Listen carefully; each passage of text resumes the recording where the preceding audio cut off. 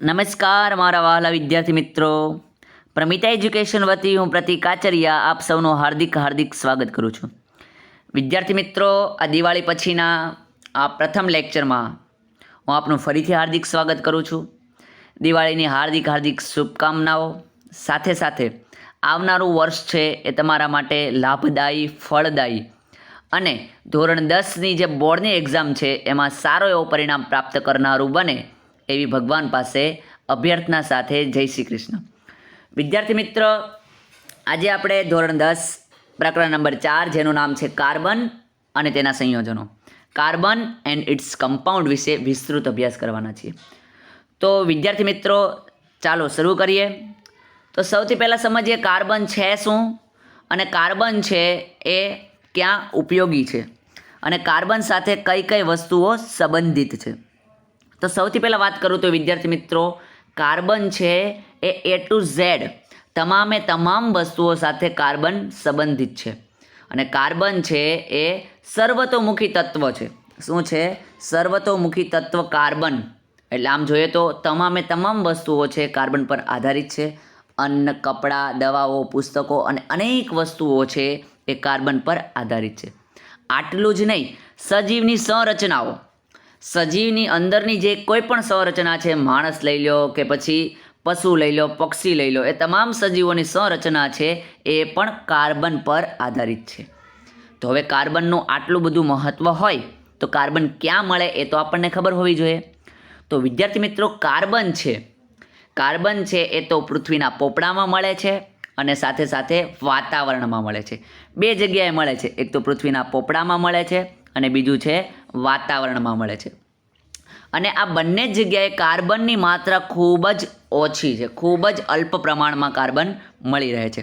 Carbon છે ક્યારે એકલો મળતો નથી. કાર્બન છે એ સંયોજિત સ્વરૂપે મળે છે, સંયોજન સ્વરૂપે મળે છે.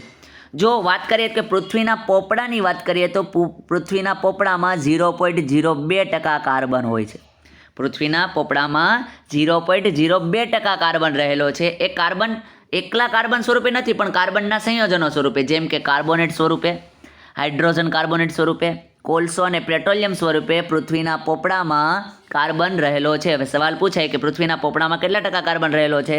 0.02%. કયા સ્વરૂપે રહેલો છે? કાર્બોનેટ, હાઇડ્રોજન કાર્બોનેટ, કોલસો અને પેટ્રોલિયમ સ્વરૂપે કાર્બન રહેલો છે પૃથ્વીના પોપડાની વાત કરીએ તો. હવે બીજું રહ્યું વાતાવરણ. તો વાતાવરણમાં કેટલા ટકા કાર્બન રહેલો છે? તો વાતાવરણમાં 0.03% કાર્બન રહેલો છે. 0.03% કાર્બન.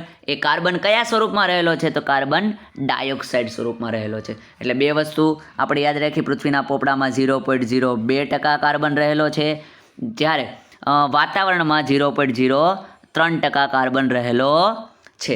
આ એક પ્રશ્ન થઈ ગયો. હવે પ્રશ્ન પૂછાય કે પૃથ્વીના પોપડામાં અને વાતાવરણમાં કાર્બનનું પ્રમાણ જણાવો. તો એ આપણને આ સવાલ સામાન્ય રીતે આવડવો હોવો જોઈએ.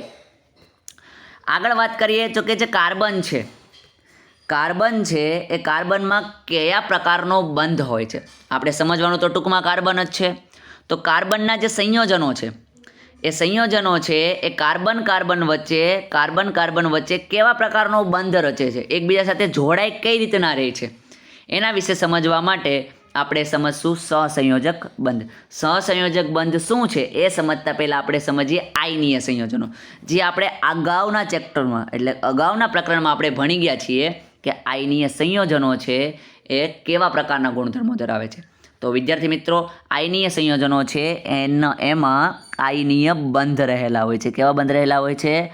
આયનીય બંધ રહેલા હોય છે. આયનીય સંયોજનોમાં આયનીય બંધ રહેલા હોય છે. તો આયનીય સંયોજનોનો ગુણધર્મોની વાત કરીએ તો અહીંયા આપણને ગુણધર્મ આપેલા છે કે આયનીય સંયોજનો છે એ ઊંચા ગલનબિંદુ અને ઉત્કલન બિંદુ ધરાવે છે. આયનીય સંયોજનો છે એ ઊંચા ગલનબિંદુ અને ઉત્કલન બિંદુ ધરાવે. એટલે સૌથી પહેલો ગુણધર્મ તો ખબર પડી ગઈ. બીજા ગુણધર્મની વાત કરીએ તો દ્રાવણમાં કે પીગળેલી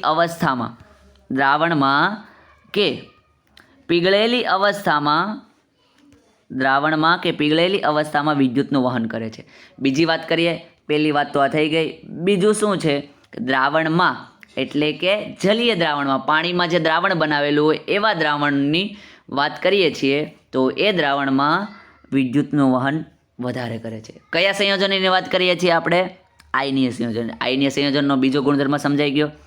ત્રીજા ગુણધર્મની વાત કરીએ તો આયનીય સંયોજનો હોય છે એ એના જે આંતરાયનીય આકર્ષણ બળો હોય છે એ પ્રબળ હોય છે. એટલે કે આયન વચ્ચેનો જે આકર્ષણ બળ હોય છે એ ખૂબ જ પ્રબળ હોય છે.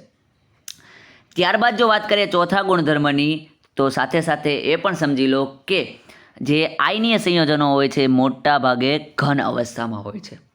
અને પાંચમી વાત કરીએ તો કે પાંચમો ગુણધર્મ છે કે આયનીય સંયોજનો છે એ પાણીમાં સુદ્રાવ્ય છે. ઓકે વિદ્યાર્થી મિત્રો, 5 પ્રકારના આપણે આયનીય સંયોજનોના ગુણધર્મો સમજ્યા. સૌથી પહેલું કયું તો કે ઊંચા ગલનબિંદુ અને ઉત્કલનબિંદુ ધરાવે છે આયનીય સંયોજનો. આયનીય સંયોજનો દ્રાવણમાં કે પીગળેલી અવસ્થામાં વિદ્યુતનું વહન કરી શકે છે. ત્રીજું તો કે પ્રબળ આકર્ષણ બળો ધરાવે છે. ચોથું તો મોટા ભાગે આયનીય સંયોજનો ઘન અવસ્થામાં હોય છે. પાંચમું સામાન્ય રીતે પાણીમાં તે સુદ્રાવ્ય હોય છે. સુદ્રાવ્ય એટલે પાણીમાં ઓગળી જાય તેવા હોય છે. આ થઈ ગયા આયનીય સંયોજનોના ગુણધર્મ. આયનીય સંયોજનો છે કેવા પ્રકારનો બંધ ધરાવે છે? આયનીય બંધ ધરાવે છે. જ્યારે આપણે શું સમજવાનું છે?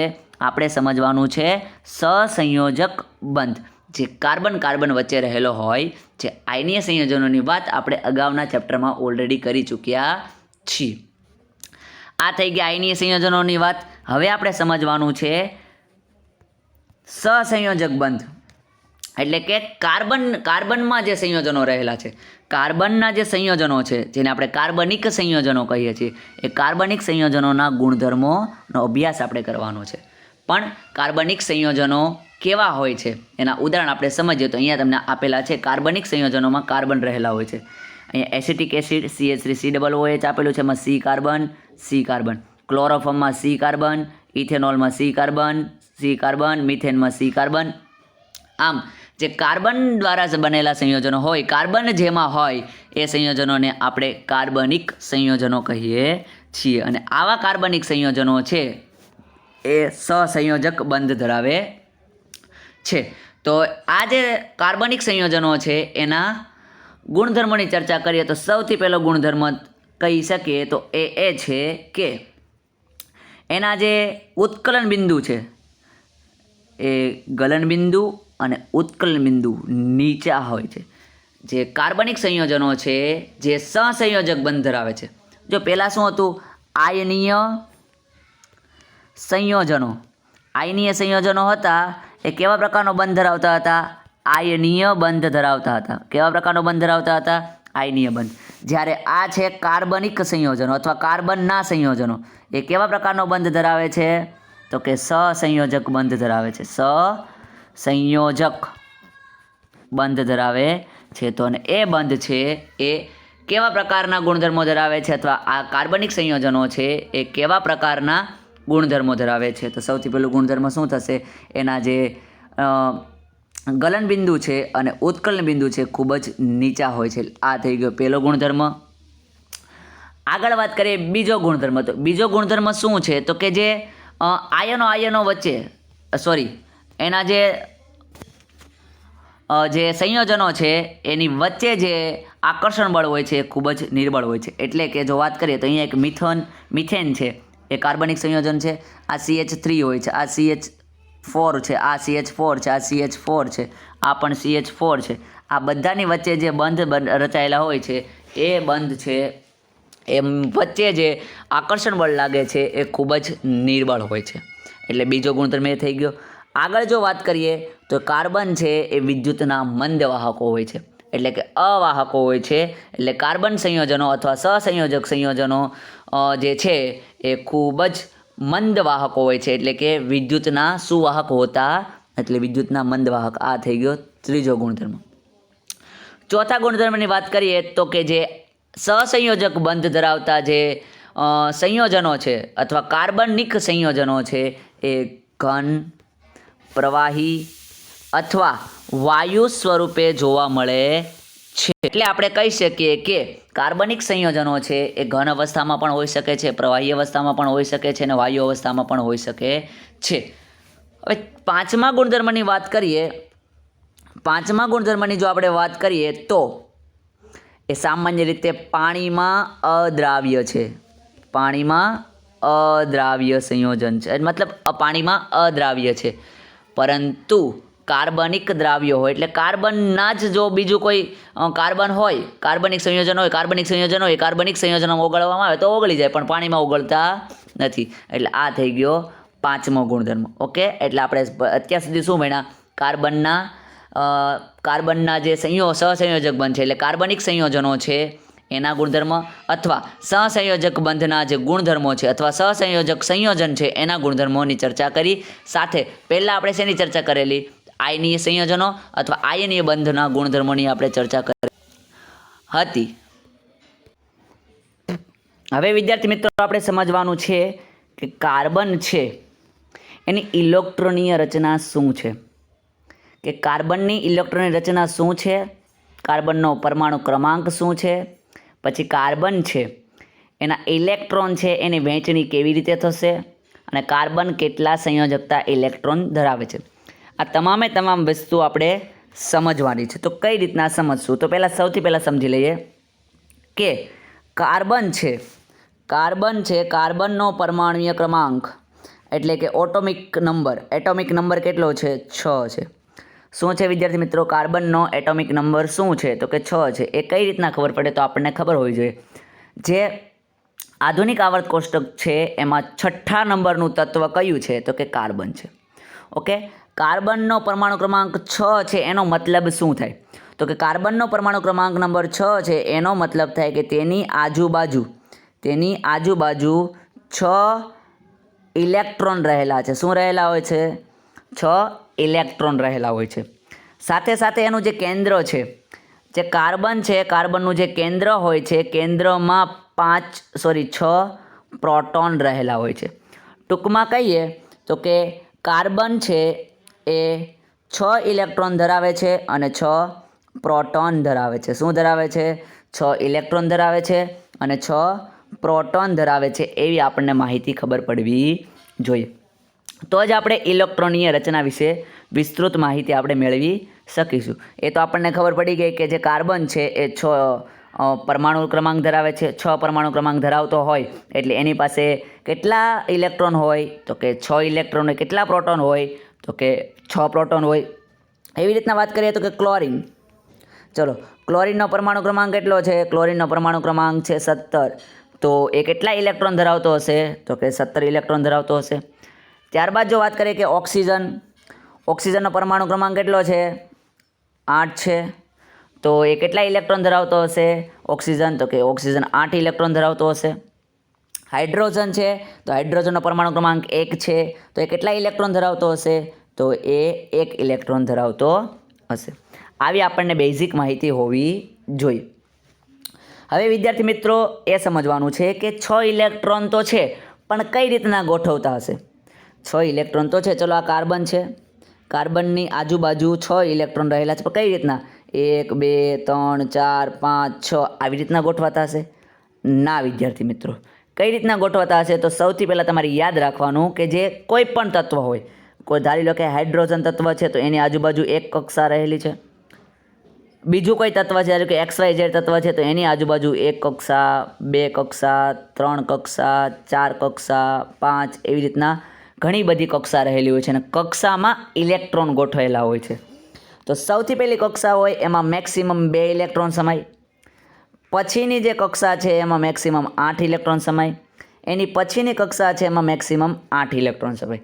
એટલે કે જો પહેલી કક્ષા હોય એમાં 2 ઇલેક્ટ્રોન સમાય, એની પછીની કક્ષામાં 8 ઇલેક્ટ્રોન સમાય, એની પછીની કક્ષામાં પાછા 8 ઇલેક્ટ્રોન સમાય. આવી રીતના ઇલેક્ટ્રોન સમાય છે. માત્ર તમારે 3 કક્ષા સુધી તમારે યાદ રાખવાનું રહેશે. ઓકે, તો હવે પાછા આપણે આવીએ કાર્બન પર. કાર્બનનો પરમાણુ ક્રમાંક કેટલો? 6. એની પાસે કેટલા ઇલેક્ટ્રોન છે? 6 ઇલેક્ટ્રોન છે. કેટલા ઇલેક્ટ્રોન છે? 6 ઇલેક્ટ્રોન છે. કઈ રીતના ગોઠવાશે? તો આ કાર્બન છે, કાર્બનની પહેલી કક્ષામાં કેટલા ઇલેક્ટ્રોન હોય? 2. તો કે 1 ઇલેક્ટ્રોન આપણે અહીંયા મૂકી દઈએ, બીજો ઇલેક્ટ્રોન અહીંયા મૂકી દઈએ. ચલો 2 ઇલેક્ટ્રોન થઈ ગયા. હવે કાર્બન પાસે તો કેટલા ઇલેક્ટ્રોન છે? 6. તો હજી 4 ઇલેક્ટ્રોન બાકી છે. તો એ કઈ કક્ષામાં જોડાશે? બીજી કક્ષામાં. 1 2 3 અને 4 એટલે આમ ટૂંકમાં 6 ઇલેક્ટ્રોન થઈ ગયા છે. તો આ થઈ ગઈ કાર્બનની ઇલેક્ટ્રોનીય સંરચના. કઈ રીતના ગોઠવણી? આ પ્રકારે ગોઠવાય છે. ઓકે, આ પ્રકારે કાર્બનની ઇલેક્ટ્રોનીય રચના હોય છે. આ સમજાઈ ગયું બેટા? હવે આગળ આપણે વાત કરીએ તો કે કાર્બનના ઇલેક્ટ્રોન સંયોજકતા અથવા સંયોજકતા ઇલેક્ટ્રોન, કેટલા કાર્બન છે એ સંયોજકતા ઇલેક્ટ્રોન ધરાવે છે. એટલે કે આ કાર્બન છે, કાર્બનની બ્રાહ્યતમ આ એક કક્ષામાં 2 ઇલેક્ટ્રોન, એની પછીની કક્ષામાં કેટલા ઇલેક્ટ્રોન આવશે? 1 2 3 અને 4 ઇલેક્ટ્રોન. તો આને બ્રાહ્યતમ કક્ષામાં બહારની, સૌથી બહારની, આ પહેલી કક્ષા છે, બીજી કક્ષાને આપણે કેવી કહીએ? બ્રાહ્યતમ કક્ષામાં કેટલા કાર્બન રહેલા છે? 4 કાર્બન રહેલા છે. આપણે શું કહીએ? એને સંયોજકતા ઇલેક્ટ્રોન કહેવાય. શું કહેવાય? કાર્બન કેટલા સંયોજકતા ઇલેક્ટ્રોન ધરાવે છે? તો કાર્બન છે એ 4 સંયોજકતા ઇલેક્ટ્રોન ધરાવે છે. ઓકે વિદ્યાર્થી મિત્રો, સમજાઈ ગયું? સૌથી પહેલાં આપણે સમજ્યા પરમાણુ ક્રમાંક 6 છે, એની ઇલેક્ટ્રોનીય સંરચના કેટલી છે? એનામાં કેટલા ઇલેક્ટ્રોન રહેલા છે કાર્બનમાં? તો 6 ઇલેક્ટ્રોન રહેલા છે. પહેલી કક્ષામાં કેટલા ઇલેક્ટ્રોન હોય? 2. બીજી કક્ષામાં કેટલા ઇલેક્ટ્રોન હોય? 4. આમ ટોટલ 6 ઇલેક્ટ્રોન થયા. પછી કોઈ પણ પરમાણુ હોય, કોઈ પણ તત્વ હોય, સૌથી પહેલી કક્ષામાં કેટલા ઇલેક્ટ્રોન હોય? 2. બીજી કક્ષામાં કેટલા હોય? 8. ત્રીજી કક્ષામાં કેટલા હોય? 8. આવી રીતના મેક્સિમમ ઇલેક્ટ્રોન ભરાઈ શકે છે.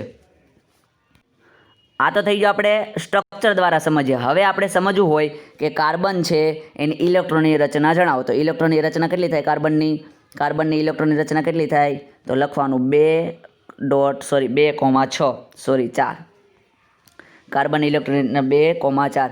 હવે ઓક્સિજન છે, ઓક્સિજન ઇલેક્ટ્રોન રચના કેટલી થાય? તો પહેલામાં 2, પછી કેટલી આવશે? 6. એટલે 6 ને 2 8 થઈ ગઈ, કારણ કે ઓક્સિજનનો પરમાણુ ક્રમાંક કેટલો છે? 8 છે. ઓકે, નાઇટ્રોજનનો પરમાણુ ક્રમાંક કેટલો છે?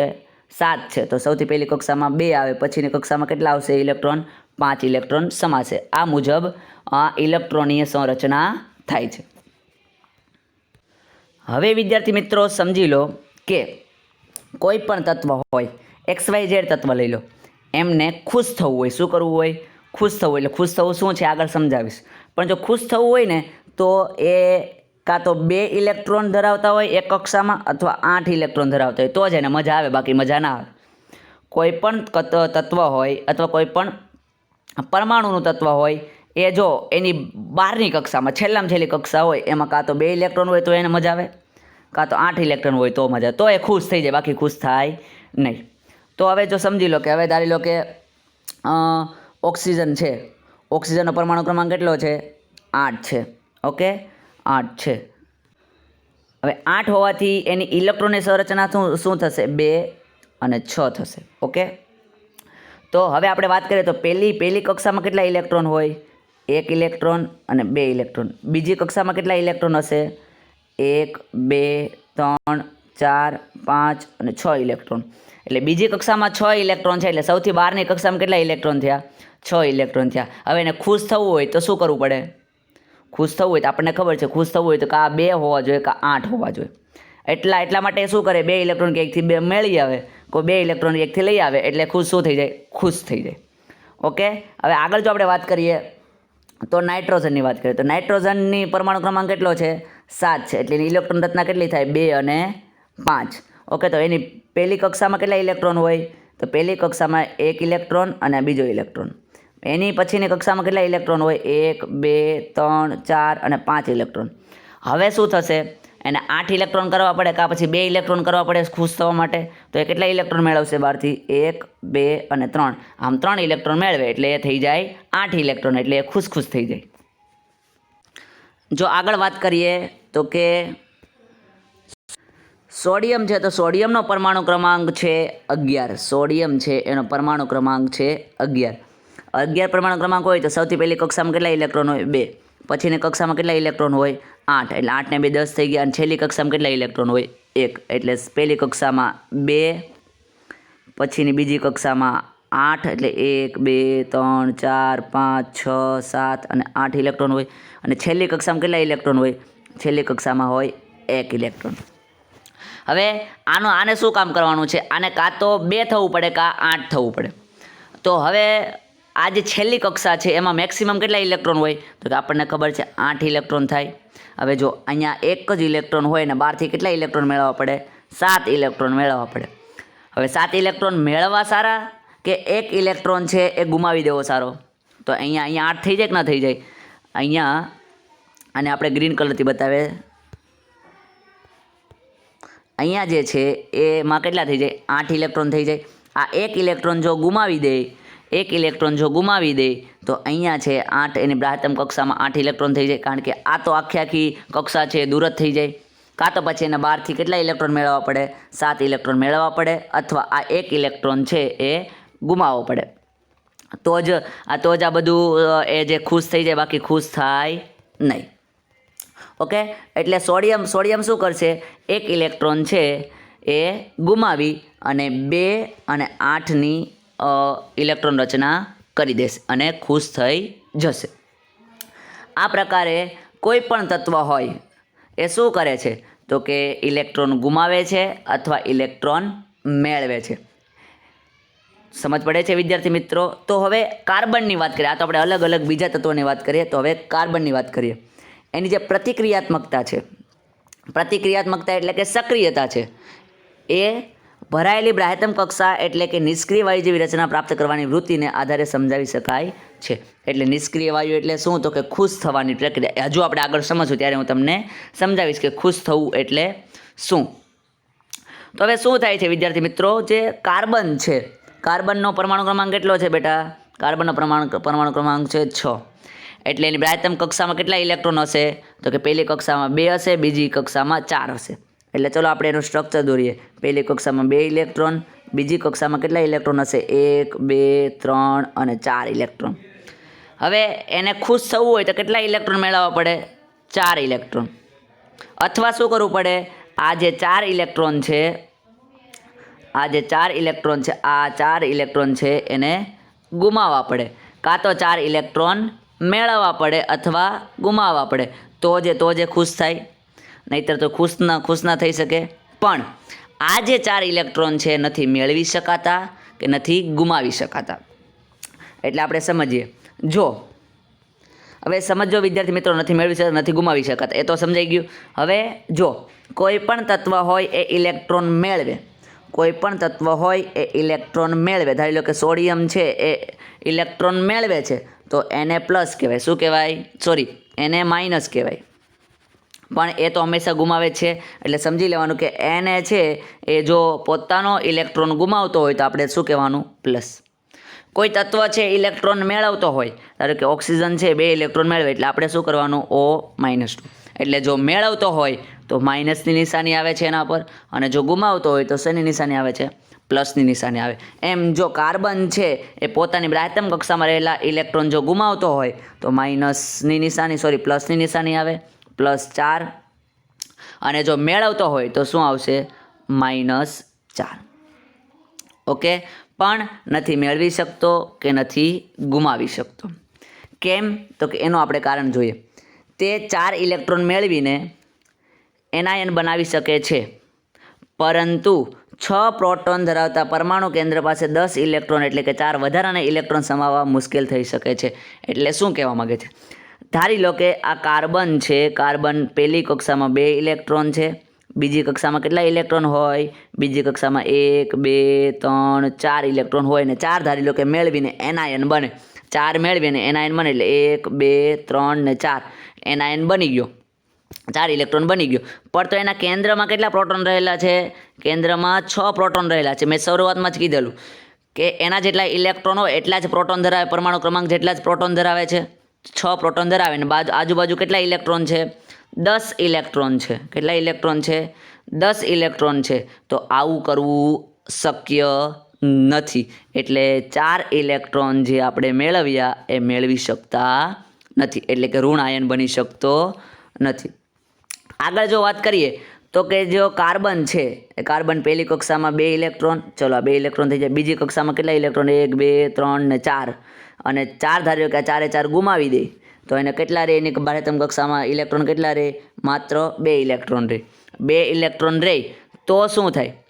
તો જો તે 4 ઇલેક્ટ્રોન ગુમાવીને C4 બનાવી શકે, C4+ કેટાયન બનાવી શકે છે, ધારો કે બનાવી દે તો શું થાય, પરંતુ 4 ઇલેક્ટ્રોન દૂર કરી તેના પરમાણુના કેન્દ્રમાં 6 પ્રોટોન વડે આકર્ષાયેલા 2 ઇલેક્ટ્રોનને સમાવતો કેટાયન બનાવવા માટે મોટા પ્રમાણની ઉર્જાની જરૂર પડે છે. હવે થાય છે શું, આ કાર્બન છે, અહીંયા આના પરમાણુ પ્રોટોન છે, પ્રોટોન કેટલા હોય, 6 હોય, અહીંયા 1 2 3 4 ઇલેક્ટ્રોન છે, અને અહીંયા કેટલા ઇલેક્ટ્રોન છે, 2 ઇલેક્ટ્રોન છે.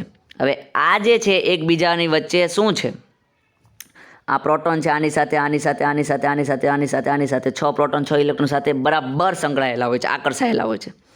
હવે જો એના ચાર છે એને તમારે દૂર કરવા હોય તો મોટા પ્રમાણમાં ઉર્જાની જરૂર પડે, દૂર કરવા હોય તો મોટા પ્રમાણમાં ઉર્જાની જરૂર પડે, જે શક્ય નથી. એટલે જે કાર્બન છે નથી 4 ઇલેક્ટ્રોન ગુમાવી શકતો કે નથી 4 ઇલેક્ટ્રોન મેળવી શકતો. એટલે ટૂંકમાં એટલું જ આપણે કહી શકીએ કે કાર્બન છે એને જો સંયોજન બનાવવું હોય, કાર્બનને જો સંયોજન બનાવવું હોય તો નથી એ ઇલેક્ટ્રોન ગુમાવી શકતો કે નથી ઇલેક્ટ્રોન એ મેળવી શકતો. તો એક જ રસ્તો શું છે, તો કે બીજા પરમાણુ સાથે અથવા બીજા તત્વ સાથે એને શું કરવું પડે, તો કે બીજા તત્વ સાથે એને ભાગીદારી કરવી પડે. શું કરવું પડે, ભાગીદારી જો કરે, કાર્બન છે એને સંયોજન બનાવવું હોય તો બીજા પરમાણુ સાથે અથવા બીજા તત્વ સાથે ભાગીદારી કરવી પડે, અને ભાગીદારી કરે તો જ તે સંયોજન બનાવી શકે છે, બાકી તે સંયોજન બનાવી શકતો નથી. કેમ, તો કે આપણને ખબર છે જો ઇલેક્ટ્રોન ગુમાવી શકતો હોય અથવા ઇલેક્ટ્રોન મેળવી શકતો હોય તો જ તે સંયોજન બનાવી શકે. હવે એ તો એની કેપેસિટી નથી, તો એને શું કરવું પડે, પોતાના ઇલેક્ટ્રોનને બીજાના ઇલેક્ટ્રોનની ભાગીદારી કરવી પડે, તો જ તે સંયોજન બનાવી શકે છે. તો ચાલો સમજીએ આગળ. આમ આપણે જો વાત કરીએ તો કાર્બન છે એ બીજા કાર્બન પરમાણુઓ સાથે અથવા અન્ય તત્વોના પરમાણુ સાથે સંયોજકતા ઇલેક્ટ્રોનની ભાગીદારી કરી, સંયોજકતા ઇલેક્ટ્રોન એટલે શું, કે સૌથી બહારની કક્ષામાં રહેલા ઇલેક્ટ્રોનની સંખ્યા, એની સાથે ભાગીદારી કરીને આ સમસ્યાનો ઉકેલ લાવે છે. એટલે કે એ ભાગીદારી કરી અને સંયોજાય છે. માત્ર કાર્બન જ નહીં, અન્ય અનેક તત્વો આ પ્રકારે ઇલેક્ટ્રોનની ભાગીદારી કરીને અણુઓ બનાવે છે. અને ભાગીદારી પામતા ઇલેક્ટ્રોન બંને પરમાણુની બ્રાહ્યતમ કક્ષાના ઇલેક્ટ્રોન હોય છે. એટલે જો ભાગીદારી કરે એના જે ઇલેક્ટ્રોન છે, ધારી લો કે આ કાર્બન છે અને બીજો કાર્બન છે, એ બંનેને જોઈન્ટ થવું હોય, અથવા ધારી લો કે આ કાર્બન છે અને આ હાઇડ્રોજન છે, બંનેને જોઈન્ટ થવું હોય તો એની બ્રાહ્યતમ કક્ષામાં જે ઇલેક્ટ્રોન છે, બ્રાહ્યતમ કક્ષામાં ઇલેક્ટ્રોનની ભાગીદારી થઈ પછી જ એ સંયોજન બનાવી શકે છે. અને એ સંયોજનો છે બંને પરમાણુઓને નિષ્ક્રિય વાયુ જેવી સંરચના પ્રાપ્ત કરવા તરફ દોરી જાય છે. નિષ્ક્રિય વાયુ જેવું એટલે કે ખુશ થવાની વાત કરે છે. શેની વાત કરે છે, ખુશ થવાની વાત કરે. તો વિદ્યાર્થી મિત્રો પહેલાં સમજી લે કે ખુશ થવું છે શું. તો વિદ્યાર્થી મિત્રો ખુશ થવું છે શું, તો સમજી લો કે કોઈ પણ તત્વ હોય એ તત્વ છે એ પોતાની બ્રાહ્યતમ કક્ષામાં રહેલા ઇલેક્ટ્રોન ગુમાવી અથવા મેળવી, કોઈ પણ તત્વ છે એ પોતાની બ્રાહ્યતમ કક્ષામાં રહેલા જે ઇલેક્ટ્રોન છે એને ગુમાવી અથવા મેળવી ઉમદા વાયુ જેવું, એટલે ઉમદા એટલે કે નિષ્ક્રિય, અહીંયા જે તમને વાયુ આપેલા છે, છેલ્લી લાઇનમાં જે વાયુ આપેલા છે એની જેવી ઇલેક્ટ્રોન રચના પ્રાપ્ત કરવાનો પ્રયત્ન કરે છે. એટલે ટૂંકમાં છેલ્લે એની બ્રાહ્યતમ કક્ષામાં કાં 2 ઇલેક્ટ્રોન કાં 8 ઇલેક્ટ્રોન કાં 8 ઇલેક્ટ્રોન ભરાઈ જાય એવું એ ચાહે છે અને પોતે ખુશ થઈ જાય છે. તો અહીંયા વાત કરીએ સૌથી પહેલાં છે હિલિયમ. તો હિલિયમનો પરમાણુ ક્રમાંક 2 છે. તો એની બ્રાહ્યતમ કક્ષામાં કેટલા ઇલેક્ટ્રોન હશે, 1 ઇલેક્ટ્રોન ને 2 ઇલેક્ટ્રોન મેળવીને ખુશ થઈ ગઈ. ત્યારબાદ જો આગળ વાત કરીએ કે નિયોન એટલે પરમાણુ ક્રમાંક કેટલો છે, 10. એટલે પહેલી કક્ષામાં 2 ઇલેક્ટ્રોન, બીજી કક્ષામાં કેટલા ઇલેક્ટ્રોન, 8. એટલે એ પણ ખુશ થઈ ગયો. ચલો પછી લઈએ આર્ગોનની વાત કરીએ. તો આર્ગોન છે એનો પરમાણુ ક્રમાંક છે 18. એટલે એની ઇલેક્ટ્રોન રચના કઈ રીતના હશે, 2 8 અને 8, એટલે 2 ને 8 10, 10 ને 8 18. એટલે એ પણ ખુશ થઈ ગયો. એટલે ટૂંકમાં એ ઓલરેડી ખુશ થયેલા જ હોય છે. એટલે એમાં કોઈ પ્રકારનો ચેન્જીસ થતો નથી. એટલે જેને કેવા પ્રકારના વાયુ કહેવામાં આવે છે, નિષ્ક્રિય વાયુ કહેવામાં આવે છે. બીજા કોઈ સાથે સંયોજતા નથી. કાં તો ઇલેક્ટ્રોન મેળવતા હોય કાં તો ઇલેક્ટ્રોન ગુમાવતા હોય તો જ તે બીજા સાથે સંયોજાઈ શકે છે, બાકી સંયોજાઈ શકતા નથી. હવે કાર્બન છે તો કાર્બન નથી ઇલેક્ટ્રોન મેળવી શકતો કે નથી ગુમાવી શકતો, પણ એ શું કરશે? ભાગીદારી કરશે. ભાગીદારી કરી અને કોના જેવી ઇલેક્ટ્રોન રચના પ્રાપ્ત કરવાનો પ્રયત્ન કરશે, એટલે કે ખુશ થવાનો પ્રયત્ન કરશે? તો કે અહીંયા જે આપેલા છે એના જેવા ઇલેક્ટ્રોન મેળવી એના જેવા થવાનો પ્રયત્ન કરશે. હવે વિદ્યાર્થી મિત્રો તમને સમજાઈ ગયું હશે કે ખુશ થવું શું છે. ઓકે વિદ્યાર્થી મિત્રો, તો હવે આપણે શરૂ કરીએ. આ પ્રકારે રચાતો સૌથી સાદો અણુ હાઇડ્રોજન છે. એટલે કે આ પ્રકારે એટલે કે ભાગીદારી કરીને, શું કરીને? ભાગીદારી કરી, ઇલેક્ટ્રોનની ભાગીદારી કરી અને સંયોજન બનાવે અથવા અણુ બનાવે એવું જો સૌ પ્રથમ વાત કરીએ તો કે હાઇડ્રોજન છે. હાઇડ્રોજન હંમેશા H2 સ્વરૂપે હોય છે. કેવા સ્વરૂપે હોય છે? H2 સ્વરૂપે. એટલે સૌ પ્રથમ વાત કરીએ તો કે હાઇડ્રોજન છે, તો હાઇડ્રોજનનો પરમાણુ ક્રમાંક કેટલો છે? 1 છે. એટલે એની બ્રાહ્યતમ કક્ષામાં કેટલા ઇલેક્ટ્રોન રહેલા હોય? 1 ઇલેક્ટ્રોન. એટલે કે હાઇડ્રોજન છે એની બ્રાહ્યતમ કક્ષામાં 1 ઇલેક્ટ્રોન રહેલો હોય.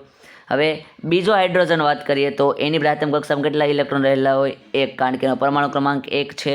તો હવે આપણને ખબર છે કે આ હાઇડ્રોજન છે, આ જે હાઇડ્રોજન રહેલો છે, આ હાઇડ્રોજનની વાત કરીએ તો એ હાઇડ્રોજનને ખુશ થવા માટે કેટલા ઇલેક્ટ્રોનની જરૂર પડે છે? ખુશ થવા માટે 2 ઇલેક્ટ્રોનની જરૂર પડે છે. એટલે એ હાઇડ્રોજન શું કરશે? તો કે બાજુના હાઇડ્રોજનવાળાને રિક્વેસ્ટ કરશે, ભાઈ તારો ઇલેક્ટ્રોન મને દે. એટલે આ હાઇડ્રોજન શું કરશે?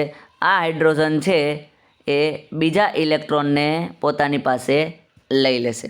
એટલે આ હાઇડ્રોજનની જે ખુશ થવાની પ્રક્રિયા પૂરી થઈ ગઈ. હવે આ હાઇડ્રોજન શું કહે? મારી પાસે એક હાઇડ્રોજન છે એ શું કહે છે કે મારી પાસે જે ઇલેક્ટ્રોન છે એ એક જ છે, મારે પણ ખુશ થવું છે. એટલે એ શું કહે? તારો હાઇડ્રોજન મને આપી દે. એટલે આ હાઇડ્રોજન શું કરશે? આ હાઇડ્રોજનને જે ઇલેક્ટ્રોન છે એ બંને લઈ લેશે. એટલે એકબીજાને ઇલેક્ટ્રોન લઈ લેશે અને બંને જોડાઈ જશે અને એક અણુ બની જશે. એટલે કે આ બંને વચ્ચે શું બની જાય છે? સહસંયોજક બંધ બની જાય છે. બંનેની વચ્ચે ભાગીદારી થઈ. શું થયું? ભાગીદારી થઈ અને બંને વચ્ચે ભાગીદારી થઈ અને H2 અણુ બની ગયું. એટલે H2 અણુ અહીંયા બની જાય છે. તો વિદ્યાર્થી મિત્રો આટલું અહીંયા સમજી લો. સૌથી પહેલાં કે કોઈ પણ અણુ હોય અથવા કોઈ પણ પરમાણુ અથવા કોઈ પણ તત્વ હોય એની તમારે ઇલેક્ટ્રોનીય રચના તમારે જો દર્શાવી હોય, એટલે કે તમારે ઇલેક્ટ્રોનનું નિરૂપણ કરવું પડે. શું કરવું પડે? ઇલેક્ટ્રોનનું નિરૂપણ. કઈ રીતના કરવું? તો અહીંયા સમજી લો, કોઈ પણ તત્વ છે, X તત્વ છે અહીંયા, તો X તત્વની બ્રાહ્યતમ કક્ષામાં ધારી લો કે જેટલા ઇલેક્ટ્રોન હોય એને તમારે ટપકા વડે દર્શાવવાના. શેના વડે દર્શાવવાના વિદ્યાર્થી મિત્રો? ટપકા વડે. સામે પણ ધારી લો કે એક X પરમાણુ છે અથવા X તત્વ છે, તો એના પણ પરમાણુને કયા શેના વડે દર્શાવવાના? ટપકા વડે. ઇલેક્ટ્રોનને ટપકા વડે દર્શાવવાના. હવે ધારી લો કે અહીંયા X છે અને અહીંયા એક Y છે. અહીંયા એક X તત્વ છે અને અહીંયા Y તત્વ, એટલે બંને તત્વ જુદા જુદા થયા. તો તમારે એકને ચોકડી વડે દર્શાવવાના અને બીજાના ઇલેક્ટ્રોનને ટપકા વડે દર્શાવવાના રહેશે. એટલે સમજી લેવાનું કે જો બંને તત્વ સરખા હોય તો તમે કાં તો ચોકડી વડે કાં તો ટપકા વડે દર્શાવી શકો છો ઇલેક્ટ્રોનને. પણ જો અલગ અલગ પ્રકારના તત્વો હોય તો તમારે એકને ચોકડી વડે દર્શાવવાનું છે, જ્યારે બીજાને ટપકા વડે દર્શાવવાનું રહેશે. તો અહીંયા આપણે વાત કરી હાઇડ્રોજન પરમાણુની, એટલે કે હાઇડ્રોજન અણુની ઇલેક્ટ્રોનીય નિરૂપણ કઈ રીતના કરી શકાય છે તે. આગળ જો વાત કરીએ તો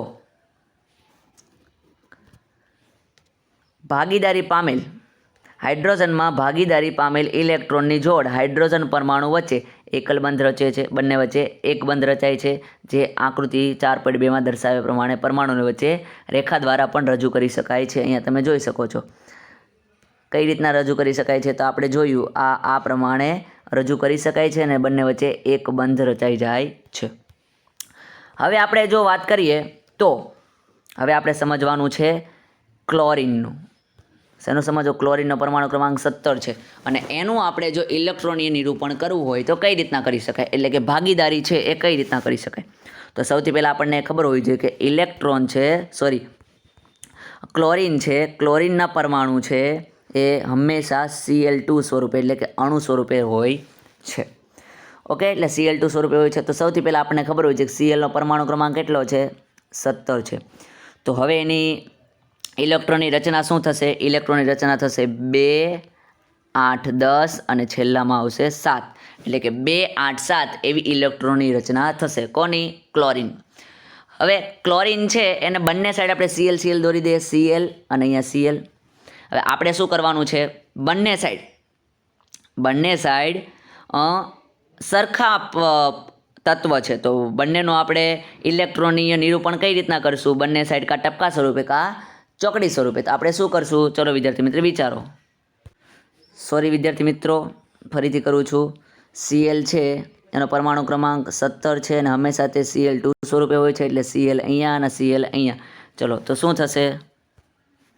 તો સૌથી પહેલાં 2, 8 અને 7 એટલે 12ની કક્ષામાં 7 ઇલેક્ટ્રોન છે, એટલે આપણે અહીંયા 7 ઇલેક્ટ્રોન દોરીશું. 1, 2, 3, 4, 5, 6 અને 7 ઇલેક્ટ્રોન આ ક્લોરીનના. 1, 2, 3, 4, 5, 6 અને 7 ઇલેક્ટ્રોન આના. હવે શું થશે? હવે એકબીજા સાથે જોડાશે. એટલે કઈ રીતના થશે? આ ક્લોરીન એમ કહેશે કે તારો 1 ઇલેક્ટ્રોન મને આપી દે, એટલે અહીંથી આ થઈ ગયું ક્લોરીનનું. ઓકે, હવે આ ક્લોરીન કહે છે તારો 1 ઇલેક્ટ્રોન મને આપી દે, એટલે આ ક્લોરીનની સાથે આનું જોઈન્ટ થઈ ગયું. એટલે ટૂંકમાં 1, 2, 3, 4, 5, 6, 7, 8. 1, 2, 3, 4, 5, 6, 7 અને 8 આ પ્રકારે ક્લોરીન છે એ જોડાઈ જશે. અને અહીંયા ઇલેક્ટ્રોનનું નિરૂપણ અહીંયા થયું દેખાય છે. એટલે Cl2, Cl અને Cl વચ્ચે કેટલા બંધ રચાયા છે? તો Cl અને Cl વચ્ચે એક બંધ રચાયું છે. તો વિદ્યાર્થી મિત્રો અહીંયા આપણે ક્લોરીનનું ઇલેક્ટ્રોન બિંદુ રચના આપણે દોરી દીધી. સમજ પડી વિદ્યાર્થી મિત્રો? ક્લોરીનના જે પરમાણુ ક્રમાંક 17 છે એટલે એની બ્રાહ્મણ કક્ષામાં કેટલા ઇલેક્ટ્રોન હશે? 7 ઇલેક્ટ્રોન હશે. 7 એટલે અહીંયા 1, 2, 3, 4, 5, 6 અને 7 દોરવાના. સામે પણ 1, 2, 3, 4, 5, 6 અને 7 દોરવાના. અને અહીંથી અહીંયા જોઈન્ટ કરી દેવાનું ને એક જોઈન્ટ, સોરી વિદ્યાર્થી મિત્રો અહીંયા નહીં આવે, એક ઇલેક્ટ્રોન અહીંથી દૂર કરી દો, એટલે આ પ્રકારે એક ઇલેક્ટ્રોન બિંદુ રચના થઈ શકશે. ત્યારબાદ આપણે સમજવાનું છે ઓક્સિજનના કિસ્સામાં આપણે 2 ઓક્સિજન પરમાણુ વચ્ચે દ્વિબંધનું નિર્માણ થયેલું જોઈ શકીએ છીએ. એ કઈ રીતના થશે તો આપણે જોઈએ. સૌથી પહેલાં આપણને ખબર હોવી જોઈએ કે ઓક્સિજન છે હંમેશા O2 સ્વરૂપે હોય છે અને એમાં એનો પરમાણુ ક્રમાંક શું છે ઓક્સિજનનો? તો પરમાણુ ક્રમાંક કેટલો છે? 8 છે. તો સૌથી પહેલી કક્ષામાં કેટલા ઇલેક્ટ્રોન હશે? 2. પછીની કક્ષામાં કેટલા ઇલેક્ટ્રોન હશે? 6. એટલે બ્રાહ્મણ કક્ષામાં હોય એનું આપણે નિરૂપણ કરીશું. એટલે O અહીંયા છે તો 2, 4 અને 6. એમ બીજો ઓક્સિજન પણ અહીંયા લઈશું 2, 4 અને 6. આમ ટોટલ 2 ઓક્સિજન લીધા અને એની બ્રાહ્મણ કક્ષામાં જેટલા ઇલેક્ટ્રોન છે એ આપણે મૂકી દીધા ટપકા સ્વરૂપે. હવે બંને એકબીજા સાથે ભાગીદારી કરશે એટલે શું કરશે? તો કે આ ઓક્સિજન છે એ આ 2 ઇલેક્ટ્રોન મેળવી ખુશ થઈ જશે, એટલે એની બ્રાહ્મણ કક્ષામાં 8 ઇલેક્ટ્રોન ઓટોમેટિક બની ગયા. હવે આ ઓક્સિજન છે એ પોતાની પાસે 6 ઇલેક્ટ્રોન અને બીજા ઓક્સિજનના 2 ઇલેક્ટ્રોન એમ કરીને 8 ઇલેક્ટ્રોન મેળવી ખુશ થઈ જશે. શું થઈ જશે? ખુશ થઈ જશે. એટલે 8 ઇલેક્ટ્રોન એની બ્રાહ્મણ કક્ષામાં આવી ગયા. હવે શું થશે? તો અહીંયા જોઈ શકો છો આ ઇલેક્ટ્રોન અને આ ઇલેક્ટ્રોન બંને જોઈન્ટ થઈ અને દ્વિબંધ બનાવે છે. એટલે ઓક્સિજન અને ઓક્સિજન વચ્ચે કયા બંધ હોય છે? 2 બંધ જોવા મળે છે. તો ઓક્સિજનના કિસ્સામાં આપણે 2 ઓક્સિજન પરમાણુ વચ્ચે દ્વિબંધનું નિર્માણ થયેલું જોઈએ છીએ. આમ થવાનું કારણ છે ઓક્સિજન પરમાણુ તેની L કક્ષામાં 6 ઇલેક્ટ્રોન ધરાવે છે. L કક્ષા એટલે કે સૌથી બહારની કક્ષા કઈ છે? તો કે L કક્ષા છે એમાં કેટલા ઇલેક્ટ્રોન ધરાવે છે? 6 ઇલેક્ટ્રોન ધરાવે છે. અને તેને અષ્ટક પૂર્ણ થવા એટલે કે ખુશ થવા માટે કેટલા ઇલેક્ટ્રોનની આવશ્યકતા હોય છે? 2 ઇલેક્ટ્રોનની આવશ્યકતા હોય છે. સામે પાસેથી શું કરે છે? બીજા ઓક્સિજન પરમાણુ પાસે શું કરે છે? ભાગીદારી કરે છે. અને આકૃતિમાં દર્શાવ્યા પ્રમાણે અહીંયા તમે આકૃતિમાં જોઈ શકો છો. આકૃતિમાં દર્શાવ્યા મુજબ અહીંયા તમને જોઈ શકો છો એ મુજબ એક બિંદુ નિરૂપણ થઈ જાય છે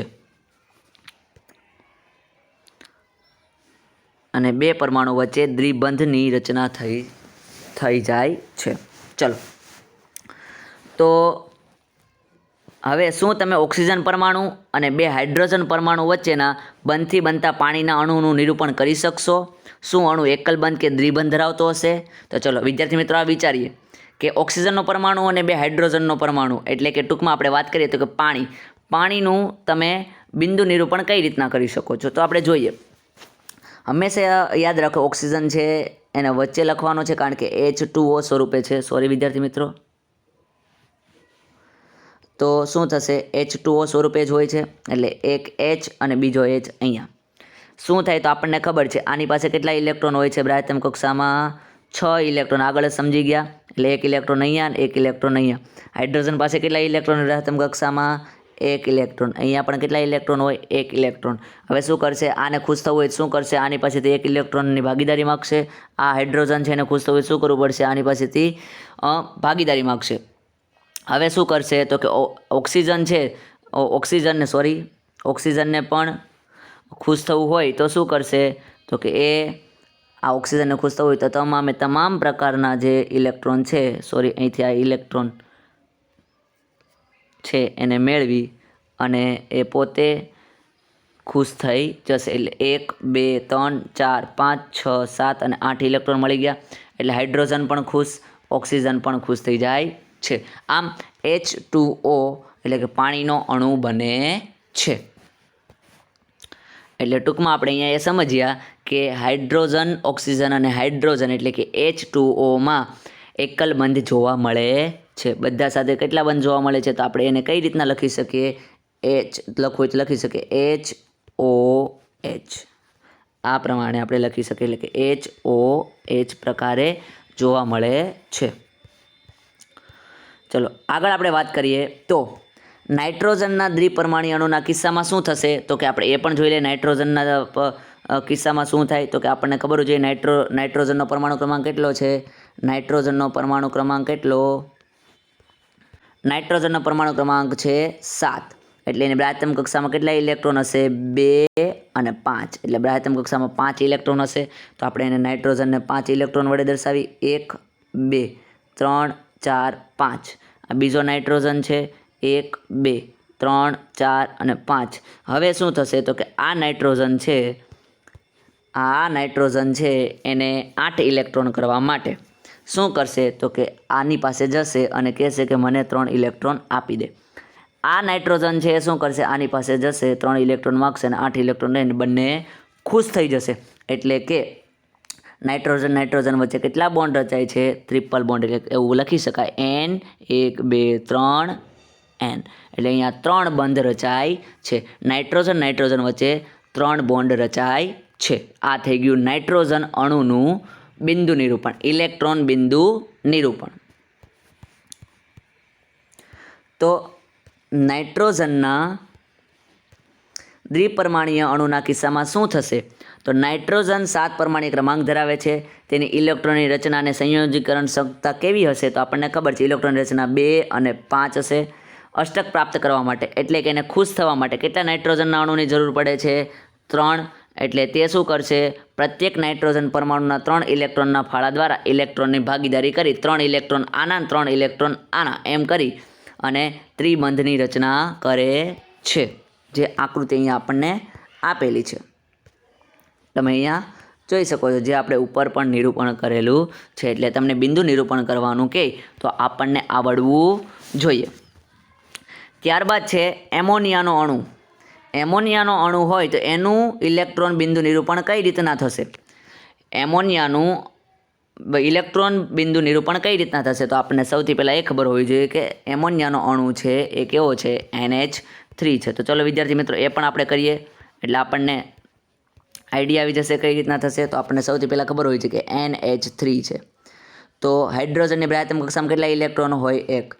નાઇટ્રોજનની બ્રાયતમ કક્ષામાં કેટલા ઇલેક્ટ્રોન હોય? 5. આ આપણને બેઝિક ખબર છે, કારણ કે નાઇટ્રોજનનું પણ અણુ સાથે આપણે સંયોજન જોઈ લીધું.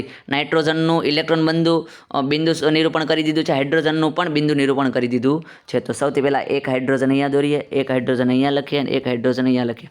એની બ્રાયતમ કક્ષામાં કેટલા ઇલેક્ટ્રોન હોય? 3 ઇલેક્ટ્રોન હોય. હવે શું કરવાનું છે? હવે નાઇટ્રોજન લેવાનું. નાઇટ્રોજનને બ્રાયતમ કક્ષામાં કેટલા ઇલેક્ટ્રોન છે? 5 ઇલેક્ટ્રોન. એટલે 1 અને 2 તો અહીંયા લખી દીધા. એક ઇલેક્ટ્રોન અહીંયા, એક ઇલેક્ટ્રોન અહીંયા, એક ઇલેક્ટ્રોન અહીંયા. હવે હાઇડ્રોજનને ખુશ થવા માટે 2 ઇલેક્ટ્રોન થવા પડે એટલે શું કરશે?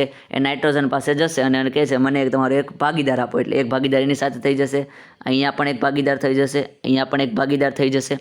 આમ હાઇડ્રોજન ખુશ થઈ જશે. હવે નાઇટ્રોજન કહે છે મને પણ ખુશ કરી દો, એટલે ઓલરેડી એની પાસે 5 ઇલેક્ટ્રોન રહેલા છે, એટલે ત્રણેય Hના એક ઇલેક્ટ્રોન મેળવી અને પોતે પણ સંતુષ્ટ થઈ જશે.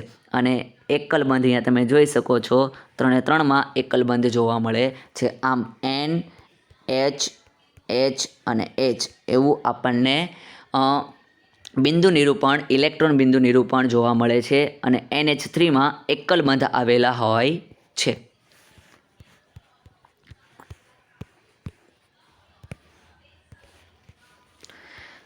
તો અહીંયા આપણે એનું ઇલેક્ટ્રોન બિંદુ નિરૂપણ કરી દીધું છે. તમામ ચારેય પરમાણુઓ કેવી રીતે નિષ્ક્રિય વાયુની રચના પ્રાપ્ત કરે છે તે દર્શાવી શકે છે. અણુ એકલબંધ ધરાવશે, દ્વિબંધ ધરાવશે કે ત્રિબંધ? ચલો, આ NH3 અણુ છે એ કેવા પ્રકારનો બંધ ધરાવે છે? એકલબંધ, દ્વિબંધ કે ત્રિબંધ? તો આપણને ખબર છે N છે, H, H અને H, એટલે કે એક બંધ અને એક બંધ, ત્રણેય એકલબંધ ધરાવશે. હવે આપણે વાત કરીએ તો કે મિથેનની વાત કરીએ તો મિથેન છે એ કેવા પ્રકારનું ઇલેક્ટ્રોન બિંદુ નિરૂપણ ધરાવે છે? તો સૌથી પહેલાં આપણને મિથેનનું અણુસૂત્ર આવડવું જોઈએ. મિથેનનું અણુસૂત્ર છે CH4. શું છે વિદ્યાર્થી મિત્રો? મિથેનનું અણુસૂત્ર છે CH4. તો આપણે એ પણ કરી દઈએ એટલે આપણને આઈડિયા આવી જશે. CH4. તો આનું પણ આપણને બ્રાહ્યતમ કક્ષામાં ખબર છે, હાઇડ્રોજનની પણ બ્રાહ્યતમ કક્ષામાં ખબર છે કેટલા ઇલેક્ટ્રોન રહેલા હોય. તો સૌથી પહેલાં આપણે C વચ્ચે દોરીએ, જેની બ્રાહ્યતમ કક્ષામાં કેટલા ઇલેક્ટ્રોન? 1, 2, 3 અને 4 ઇલેક્ટ્રોન રહેલા છે.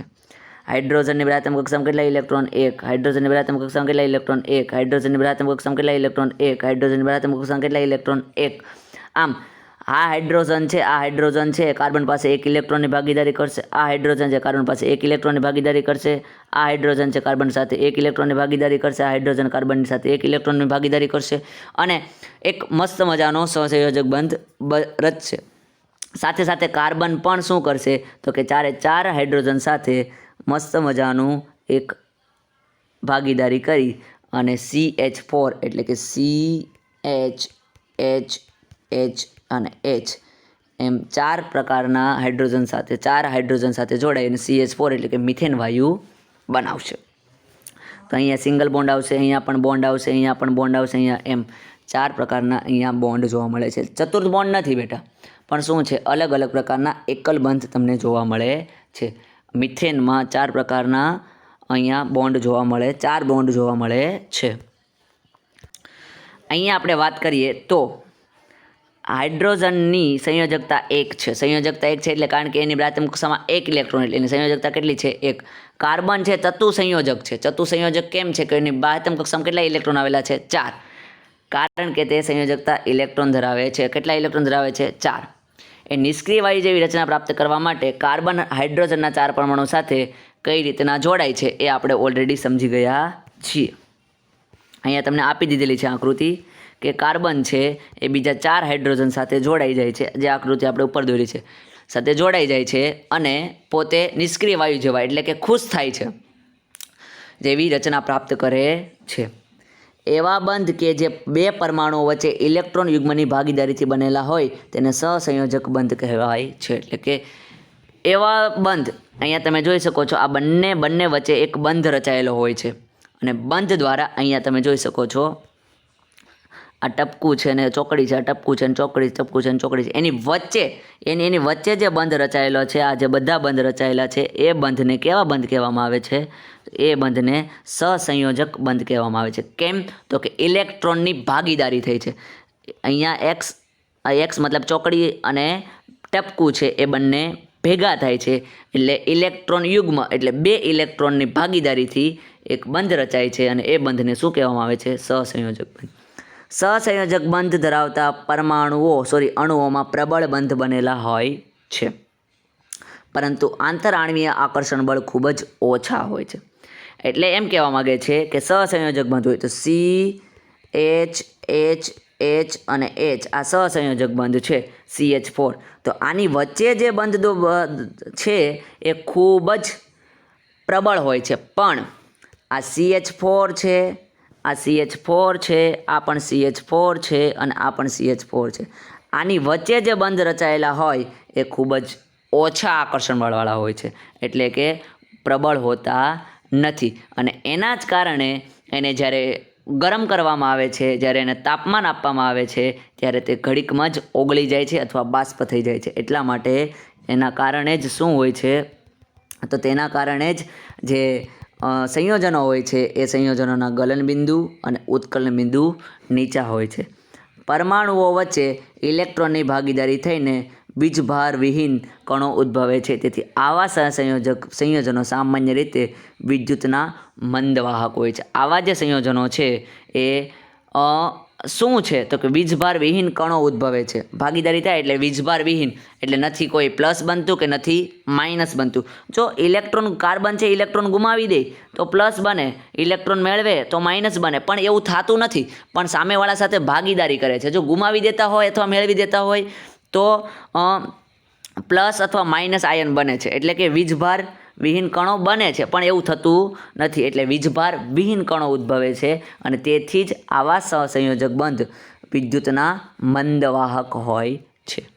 ઓકે, તો અહીંયા આપણે એ પ્રશ્ન પણ પૂછાઈ શકે છે કે શા માટે સહસંયોજક બંધ છે એ વિદ્યુતના મંદવાહક છે. તો પ્રશ્નનો જવાબ શું આવે છે કે પરમાણુ વચ્ચે ઇલેક્ટ્રોનની ભાગીદારી થઈને વીજભાર વિહીન કણો ઉદ્ભવે છે, તેથી સહસંયોજક બંધ છે એ સંયોજનો છે એ વિદ્યુતના મંદવાહક હોય છે. પછી સહસંયોજક બંધની વ્યાખ્યા અહીંથી પૂછાઈ શકે છે. સહસંયોજક બંધ શું છે એની વ્યાખ્યા અહીંયા પૂછાઈ શકે છે.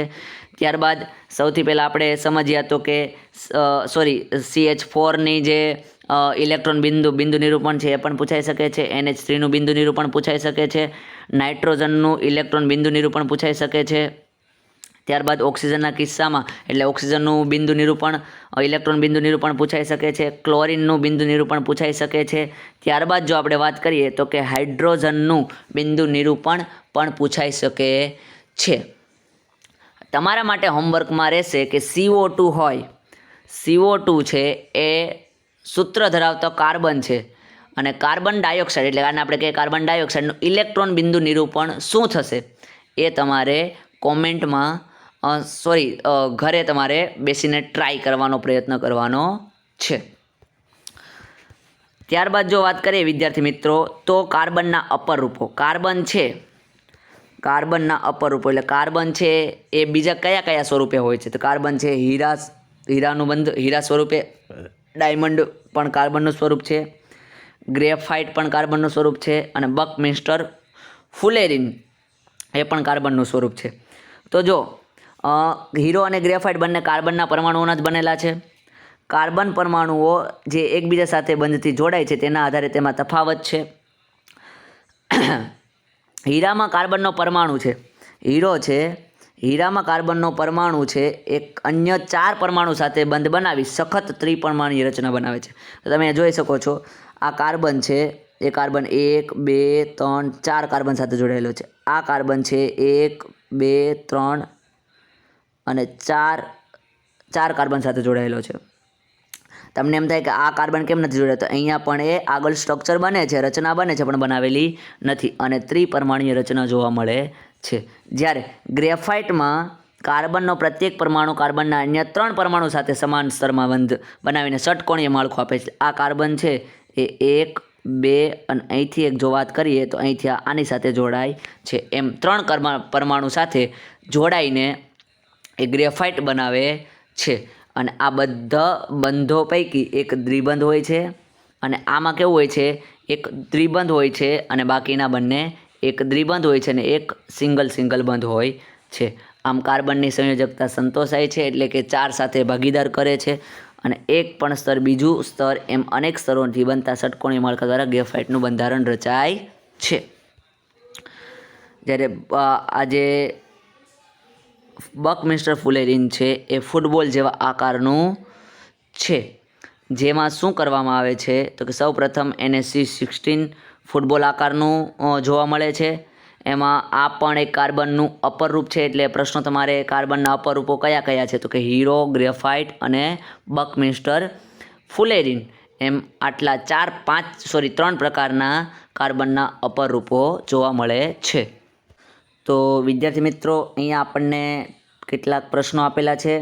CO2 સૂત્ર ધરાવતા કાર્બન ડાયોક્સાઇડનું ઇલેક્ટ્રોન બિંદુ નિરૂપણ શું થશે એના વિશે તમારે ઘરે બેસીને વિચારવાનું છે અને ન આવડે તો કોમેન્ટ કરવાનું છે, તો હું તમને જરૂર જણાવીશ.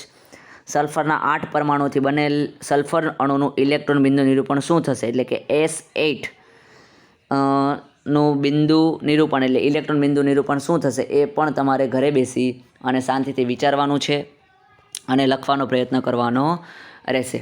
Thank you for watching and listening. જો તમને વિડીયો ગમ્યો હોય તો લાઇક કરો, શેર કરો અને મારી આ યુટ્યુબ ચેનલને સબસ્ક્રાઈબ કરો. Thank you.